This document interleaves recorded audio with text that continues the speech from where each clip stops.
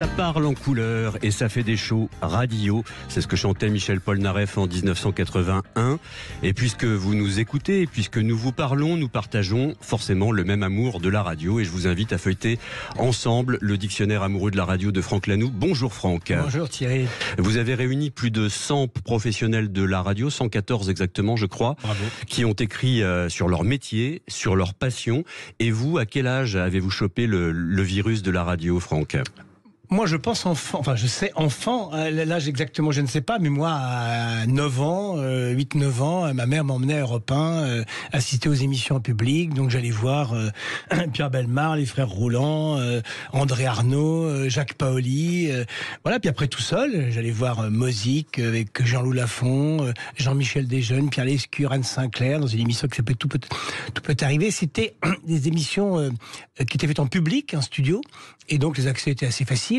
Et donc moi ça m'a piqué enfant, assez jeune. Puis après j'ai construit un studio de radio dans ma chambre, dans mon placard, j'ai viré toutes mes affaires et puis j'ai fait un studio de radio. Avec quelle cassette ? Avec absolument sur cassette qu'on filait au lycée, aux copains. Et puis après j'ai surtout la chance d'avoir 20 ans quand les radios libres explosent et donc je me fais embarquer dans la vague des FM. Et puis 40 ans après, me voilà.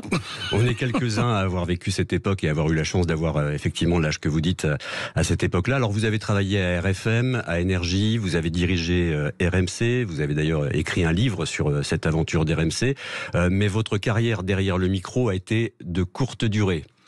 Oui, ça paraissait assez naturel. Enfin, j'ai commencé par RFM, je suis stagiaire à RFM, et naturellement, le patron, lui, pense que j'ai envie de faire de l'antenne. Donc, à un moment, à la rédaction, il commence à me dire, bon, maintenant que tu sais rédiger, tu vas prendre l'antenne. Et donc, ils m'ont mis à l'antenne pour faire les titres des journaux, des choses comme ça. Et ça ne m'intéressait pas du tout. C'est-à-dire que j'écrivais 7-8 titres de l'actualité pour le 7h30, je me rappelle très bien, et j'en lisais 4 ou 5, et je rendais l'antenne parce que j'avais plus le souffle, j'avais plus la dynamique, j'avais pas la conviction pour le faire, et ça me glaçait plus qu'autre chose. Alors que j'avais déjà trouvé que la production de la radio, qui fait qu'avec des réunions, des points, des éléments parfois un peu furtifs aussi, à la machine à café, etc. Et ben vous avez des techniciens, des journalistes, des animateurs, des gens de régie, de marketing, et tous ces gens-là se parlent, se connectent, et en claquant des doigts, quasiment, on fait des miracles, on fait des bonnes émissions de radio, on monte des coups, on invente des petites choses, parfois des grandes. Et donc ça, j'avais repéré ça moi déjà dans la radio, et c'est plus ça qui m'intéressait, je me retrouvais un peu au carrefour de tous ces métiers, sachant que j'étais moi-même a priori incapable d'en pratiquer un seul. Alors il n'y a pas que des professionnels de la radio dans ce livre, il y a des passionnés de radio, des auditeurs passionnés, et c'est Éric Lemaire, président d'AXA Prévention, qui cite dans votre dictionnaire le chansonnier Pierre-Jean Vaillard, qui disait, et j'aime beaucoup cette citation, « J'adore la télé, en fermant les yeux, c'est presque aussi bien que la radio ». Le son évoque une image plus forte encore que l'image ? Bah oui, l'absence d'image, elle en crée des multiples, mais surtout, vous en faites, vous, une, telle que vous avez envie d'eux. C'est comme un livre, en fin de compte. C'est là où le rapport, d'ailleurs, entre le livre et la radio est assez drôle, parce que vous n'avez pas d'image. Je parle pas de bande dessinée, bien évidemment. Un livre, un roman. Vous allez vous créer, vous, des images, des voix, vous allez vous créer des physiques. Et la radio agit un petit peu de la même manière. C'est-à-dire que, par la seule présence de la voix, eh bien, vous êtes forcé de vous faire un décor, vous faire des images. Et puis, ça tape sur votre inconscient. Et donc, ça devient en cela passionnant, parce que c'est de l'intimité, c'est votre relation, vous êtes tout seul dans votre cuisine, dans votre salle de bain, dans votre voiture, vous écoutez la radio, et il y a une relation intime, extraordinaire, qui va naître de votre seule écoute de la radio, et c'est ça qui est magique, réellement magique, hein, le mot est dans le dictionnaire, et c'est ça qui va procurer, en fin de compte, cette audience captive, formidable. C'est là où les gens, en étant quelque part un peu passifs, en étant qu'auditeurs, en fin de compte, se retrouvent au cœur des histoires, au cœur des débats, ils vont se passionner, même pour un jeu. Et c'est là où on voit en effet qu'il y a une dimension très particulière à la radio et par le seul son. Et vous n'êtes pas très fan, évidemment, de la radio filmée. Alors même si, ici, des caméras vous regardent et nous regardent... Là-dessus, on n'a pas été les premiers à le faire, mais disons que c'est vrai qu'on a, avec Jean-Jacques Bourdin en particulier, on avait mis l'interview de politique le matin sur BFM TV. Et donc de ça, il est un peu un modèle, et progressivement, puis c'est vrai aussi, c'est arrivé avec la simplification de la production, des caméras, la smartphone, les réseaux sociaux, bref, on a eu besoin de produire des images. Et donc progressivement, on a l'impression que la radio pouvait devenir le son de la télévision. Et c'était ça l'erreur. Et donc c'est là où on apprend en conduisant ou en pédalant, c'est toujours un peu pareil. Et donc là, il y a des erreurs possibles. C'est-à-dire que, bien sûr qu'on peut filmer une interview politique. La radio, la télévision, ça peut avoir un peu la même façon de se produire. Puis quand vous le faites avec Jean-Jacques, qui n'aime pas trop les caméras, pour qui c'est pas un élément majeur, il continue à faire de la radio et il faisait son travail de façon excellente, bien évidemment. Mais dès que vous allez focuser davantage sur l'image, à ce moment-là, vous prenez un risque pour la radio. Et donc, il faut savoir s'arrêter. Donc, des caméras de surveillance qui nous prennent avec des gros micros et des gros casques, c'est pas très joli. C'est pas de la télévision que l'image existe. Admettons, et nous, ça ne nous empêche pas à l'instant d'être libre, de nous exprimer librement, facilement, etc. C'est pas un sujet.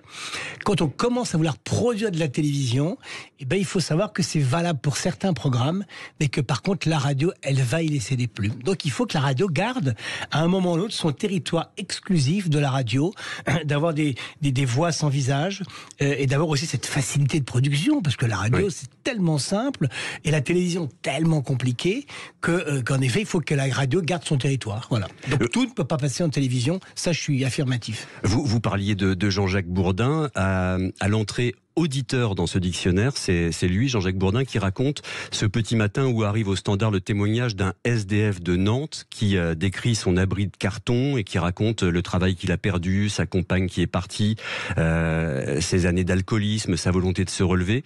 Il écoute la radio sur son petit transistor posé à côté de lui et c'est son lien avec la vie, avec l'espoir. Le lien, la proximité avec l'auditeur, c'est l'incomparable force de la radio comparée aux autres médias? Oui, parce que c'est sûrement le média qui a cette dimension la plus humaine. On est en direct, donc déjà on est sans filtre. Quelque part, je pourrais dire une énorme bêtise, vous ne pourriez pas m'arrêter. Donc, ça monte. Dans la presse, c'est pas possible. En télévision, ça n'est pas possible. À la radio, c'est possible. Donc on est totalement libre, débridé. Le fait qu'il n'y ait pas d'image, vous voyez, aujourd'hui, je suis arrivé moi-même dans une tenue très estivale, donc je suis pas du tout endimanché ou j'ai une tenue particulière pour affronter l'image. Ça n'a aucune importance, donc je suis venu vraiment dans des conditions très, très libres, et donc je suis totalement dans une dimension humaine, simple, directe, et c'est ça qui libère beaucoup de choses. C'est ça qui... Moi, combien de fois j'ai accueilli des invités qui sortaient d'un studio et qui me disaient « Oh là là, mais j'en ai dit beaucoup trop, je me suis jamais... » Parce que les gens sont très bien, sont très libres, très disponibles, et c'est là où on obtient des choses, mais quand je dis on obtient, c'est les auditeurs entendent des choses à la radio qui ne verront jamais à la télévision. Il y a dans ce dictionnaire amoureux de la radio des récits de parcours professionnels, notamment Philippe Labro qui raconte comment il a pris la direction de RTL, beaucoup d'anecdotes, des histoires plus intimes aussi, Maryse qui évoque ses duos sur Europe 1 avec Coluche bien sûr, et bien sûr aussi avec Philippe Gildas. Toujours on sent une trace des amitiés qui se nouent derrière le micro. C'est un milieu d'amitié, pas toujours? C'est cette dimension humaine et puis cette liberté d'action, c'est-à-dire que comme vous êtes très libre pour faire plein de choses, eh ben oui, ça pousse dans les retranchements. Quand vous êtes créatif, quand vous avez envie aussi. Après, on pourrait très bien faire ça de façon très très impersonnelle. Mais dès que vous avez envie un peu de mouiller le maillot, de faire un truc un peu original, un peu différent, vous allez y mettre beaucoup d'humains. Et donc, bien évidemment, on remonte tous les manches, le technicien est avec vous, il y a un producteur qui court dans tous les sens, un animateur qui a une idée. Enfin, tout ça, ça crée en effet une proximité humaine. À la télévision, tout le monde sait qu'il y a X dizaines d'intervenants qui font que vous êtes un peu obsédé par votre texte qui déroule devant la caméra, dans le meilleur des cas, votre cravate et votre brushing, mais tout le reste ne vous appartient pas. En radio, tout nous appartient. On est dans cette liberté et dans cette dimension humaine qui rend en effet la proximité et manifestement, ça crée des belles histoires entre les gens. Alors je citais Maryse, elle se souvient d'avoir toujours été la numéro 2 du duo, conduit par un homme. Je parlais de Coluche, je parlais de Philippe Gildas. Ça a bien changé dans les grilles de programme. Les femmes ont désormais la première place au micro. C'est un métier, puis il y a différentes façons de le faire. Donc en effet, il y a des duos. Alors, historiquement, c'est sûr que dans les années 70, peut-être encore un peu 80, l'homme avait une position un peu dominante dans les médias. Notamment sur les interviews politiques, voilà, ça a beaucoup changé. Là-dessus, c'est sûr qu'il y a des époques qui ont changé.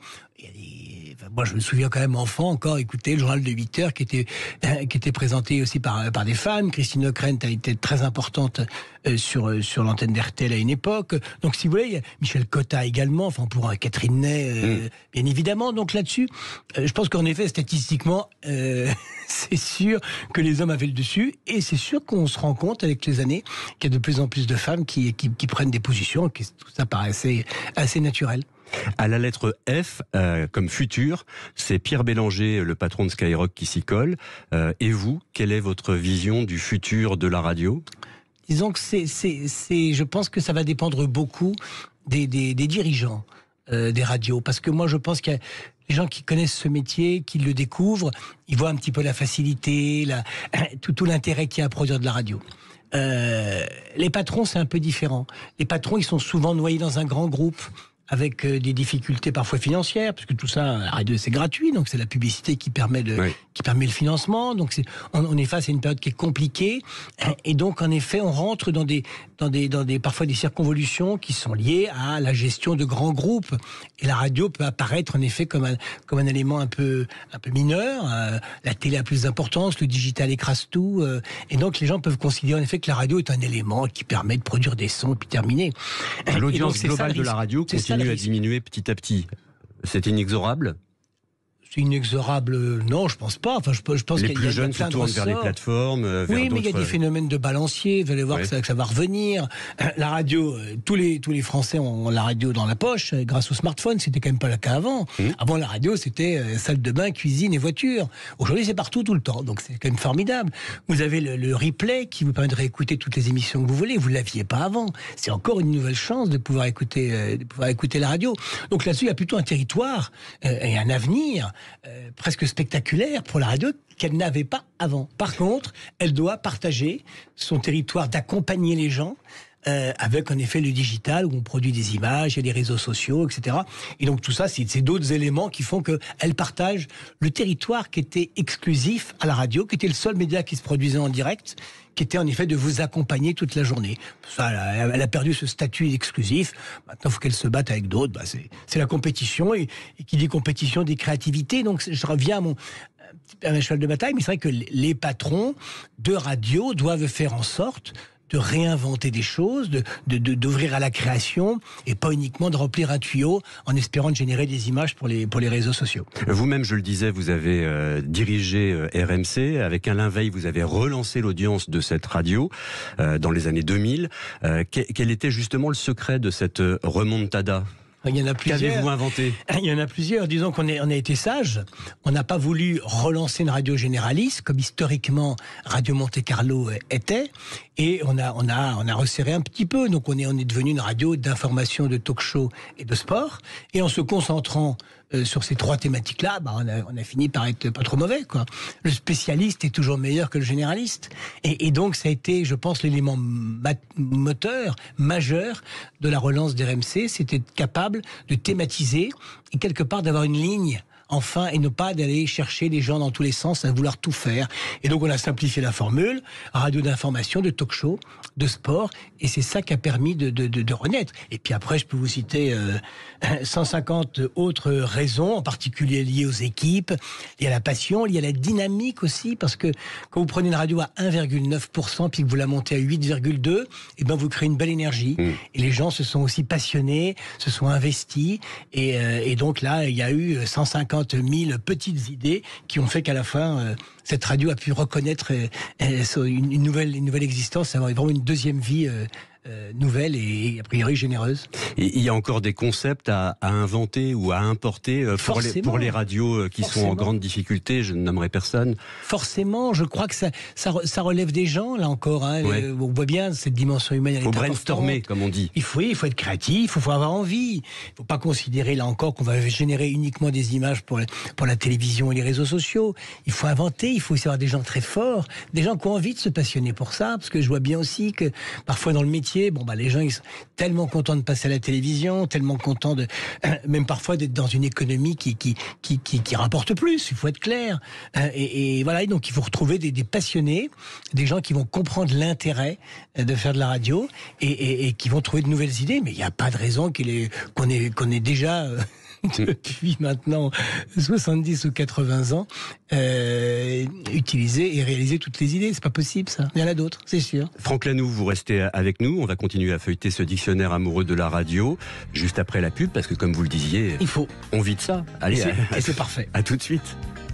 Sud Radio. Sud Radio. Parlons vrai. Parlons vrai. Sud Radio. Parlons vrai. Lidl réélu encore et encore meilleure chaîne de magasins de l'année dans la catégorie supermarché. Allô patron, je suis chez Lidl là Et on va encore se viander ? Bah oui, en ce moment, ils proposent des escalopes de dinde à la milanaise. De la volaille française, bien sûr. Et des escalopes de dinde à la milanaise à un prix extra fin. 2,89€ les 240 grammes au lieu de 4,05€. 2,89€ les escalopes, moins 28%. C'est tentant, non ? Lidl, le vrai prix des bonnes choses. 12,04€ le kilo, transformé en France. Offre valable jusqu'au mardi 29 août. Plus d'informations sur Lidl.fr. Pour votre santé, évitez de grignoter.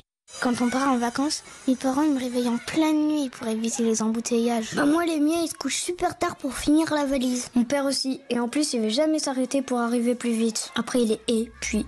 Et si nous transmettions la bonne attitude ? Sur un long trajet, une pause toutes les 2 heures. Assurance Prévention, une association de France Assureurs. Carrefour. Si je vous dis cahier. Une couleur pour chaque matière. Avec un rabat pour ranger les feuilles volantes. Et si je vous dis que pour la rentrée des classes, avec 50% de remise immédiate sur les cahiers Coverbook Clairefontaine, le lot de 7 cahiers de 96 pages grand carreau revient à 10,49€ au lieu de 20,99€. Ah, je fais un stock pour toute l'année. Et c'est dès demain et jusqu'au 3 septembre chez Carrefour, Carrefour Market et leur drive. Carrefour. On a tous droit au meilleur. 24 par 32 cm. Détails sur carrefour.fr. Sud Radio Millau. 101.4. Sud Radio. Quand vous avez un bris-de-glace, ça vous paraît compliqué à gérer ? Avec Carglass, c'est simple. Allez direct sur carglass.fr. En quelques clics, vous lavez votre rendez-vous. Comme on est agréé par la plupart des assureurs, on vous accompagne dans les démarches avec votre assurance. Et comme la majorité de nos clients, il n'y a pas de franchise à payer. Oui, 0 franchise. En plus, jusqu'au 25 août, pour toute intervention vitrage, Carglass vous offre un aspirateur de voiture développé par Norauto. Prenez rendez-vous dès aujourd'hui sur carglass.fr. Carglass répare, Carglass remplace. Conditions sur carglass.fr. À tout instant, écoutez Sud Radio, en voiture, au travail, depuis votre smartphone. Installez l'application Sud Radio depuis le Google Play ou l'App Store. Sur votre route des vacances, ne commettez pas d'imprudence. Et pour voir arriver le danger de loin, pensez à garder vos distances. Et vos vacances d'été commenceront bien. Pour que vos vacances restent une belle histoire, gardez les imprévus à distance. Respectez les distances de sécurité. Sécurité routière, vivre ensemble. Les débats de l'été Sud Radio, midi 13h30, Thierry Staller. Et dans les débats de l'été, nous sommes ce midi avec Franck Lanoux qui a réuni plus d'une centaine de personnalités pour déclarer leur amour à la radio. Il y a un très beau texte de Rebecca Manzoni, Franck Lanoux, un texte sur l'écriture radio.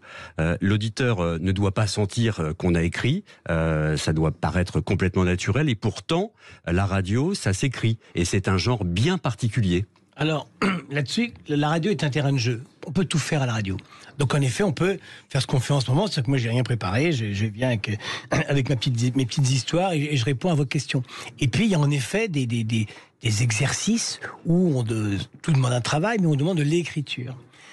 Et d'ailleurs, ça vient un petit peu en complément avec un autre papier qui a été écrit par Julie, la fameuse grande voix d'Europe 1, qui officie aux grosses têtes maintenant, mais qui est Lire, où en effet, elle raconte comment son métier, c'était... Bien sûr que c'est de lire, essentiellement, c'est de lire, donc de l'écrit, mais en même temps, elle doit faire passer beaucoup plus de choses. Et moi, je pourrais lire quelque chose que je n'ai pas écrit, et ça n'aurait strictement aucun intérêt, alors que quelqu'un qui va lire, qui va interpréter quelque chose qu'il a écrit, va faire passer sa culture, son enthousiasme, son énergie, c'est ça qui est important. Et donc, bien sûr qu'il y a une écriture particulière, bien sûr parfois on doit lire, mais c'est tout le reste qui fait que vous ferez de la bonne radio en fin de compte. Mais c'est une écriture effectivement très particulière, et quand on fait de la radio depuis quelques années, comme c'est mon cas, on a l'habitude d'écrire à haute voix dans sa tête. Ah bah vous faites des phrases sans verbe par exemple, ce qui est un truc qui est impropre quand on écrit normalement. La ponctuation est très différente quand on écrit pour la radio par exemple.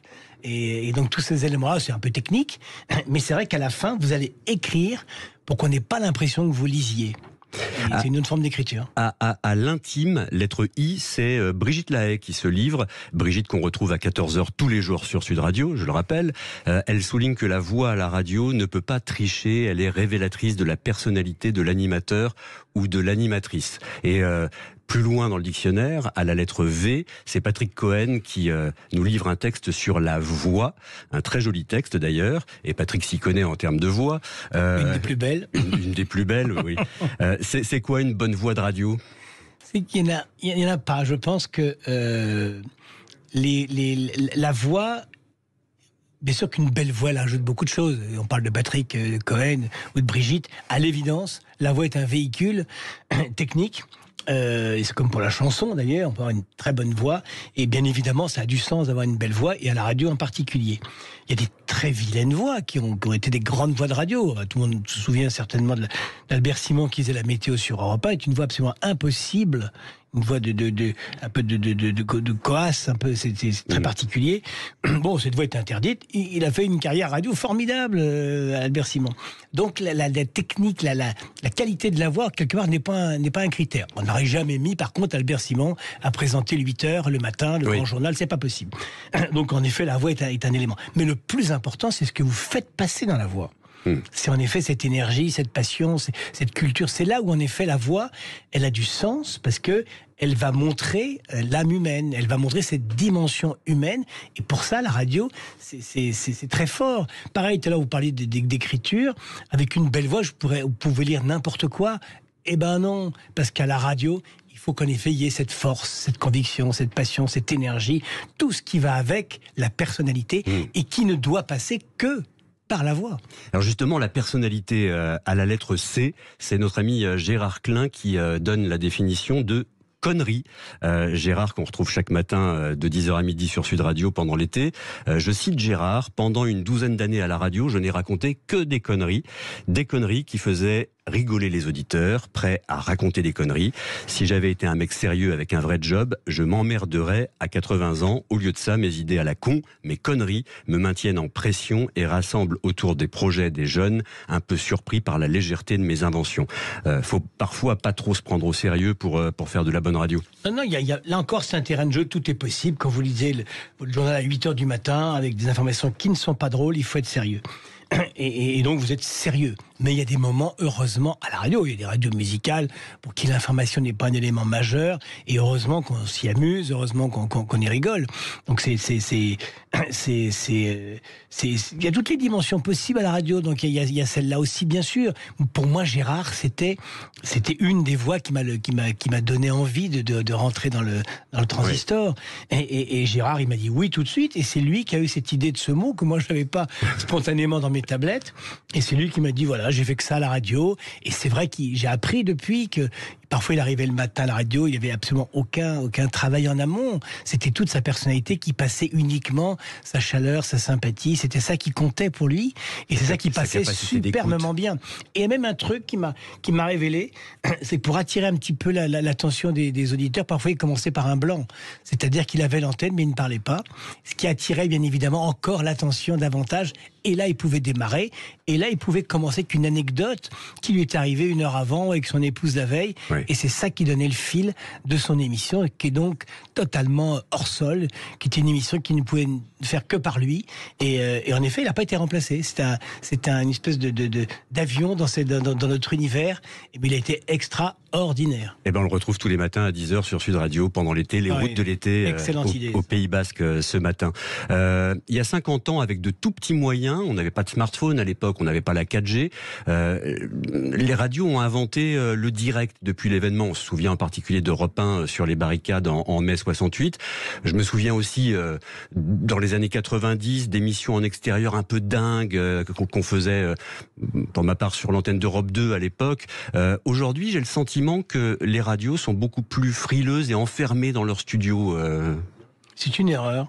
C'est une erreur parce que il faut profiter de cette facilité. Là aussi, les moyens techniques ont considérablement amélioré. C'est-à-dire que maintenant, vous déplacez vraiment avec rien comme matériel. Ben oui. Enfin, n'importe quelle ligne se transforme en ligne numérique et la qualité de la voix sera absolument impeccable. Donc, on a des facilités et on les utilise moins. Eh ben, c'est une erreur. La radio, c'est un média de proximité, c'est très galvaudé comme expression. Il n'empêche que c'est tellement facile d'être proche de tout que la radio, elle doit sortir précisément du studio.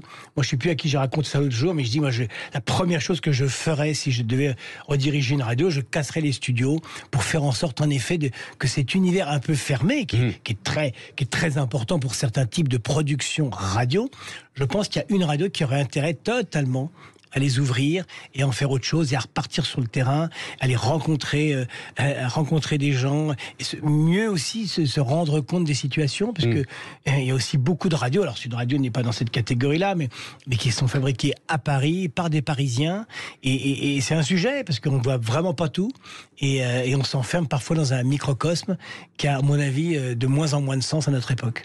Je vous propose, Franck, pour terminer, un tout petit blind test construit à partir de mon panthéon personnel. On y va. Ça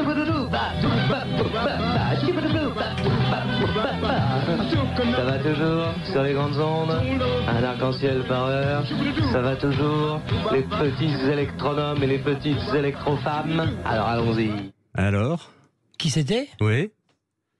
Bon. Parce qu'en plus, il parle de grandes ondes, donc ça réduit considérablement le champ d'action. RTL, Bernard Chu. Un magicien de la radio énorme qu'on a retrouvé ensuite sur l'antenne. Moi, j'ai Georges Lang dans mon dictionnaire, j'ai pas Bernard. C'est très bien aussi. Il y a un deuxième extrait. Éboulement près de Paris, un grand trou s'est formé au Mont Valérien, tout près du mémorial de la France combattante. Ce mémorial à l'intérieur duquel le général de Gaulle va se recueillir tous les ans, le jour du 18 juin. Ce matin, à 8h, le gardien a vu un grand trou. Ce trou avait 6 mètres de profondeur. Des pompiers sont descendus avec une corde pour vérifier si personne n'était tombé au fond du trou. Il n'y avait personne. L'écoulement... Merde. Très grande voix. André Arnaud. André Arnaud, une voix méridionale extraordinaire. Il rentre toujours en studio avec une bouteille de scotch, je crois que. Il était aussi connu pour ça, et qui est très joli. C'est raconté d'ailleurs par Catherine Ney, donc je vous laisse le lire à prendre dans le dictionnaire. Et il était en particulier très longtemps à 13h. Et donc c'est un grand rendez-vous de la mi-journée sur Europe 1. Et très vite, un dernier extrait. Mais oui, vous êtes bien sur 514 mètres onde moyenne. Ne vous étonnez pas si vous ne recevez pas votre programme habituel. C'est aujourd'hui la générale de France Inter Paris, 514 mètres. Une des plus belles voix de France, Chris. Chris, c'est le lancement de FIP. Le lancement de FIP. De France Inter Paris. Tout le monde a oublié que FIP veut dire France Inter Paris. Et qui utilisait et la FM et la stéréo. C'était vraiment un truc tout à fait nouveau, révolutionnaire. Là encore, c'est une radio très particulière. C'est une radio à elle. C'est ça qui est le plus important. C'est quand les radios sont uniques et pas qu'elles se ressemblent. Et donc FIP est une radio unique. Merci Franck Lanoux. Merci d'être venu nous voir dans les débats de l'été. Merci à vous Thierry. Le dictionnaire amoureux de la radio, vraiment, je le recommande. À bientôt Franck.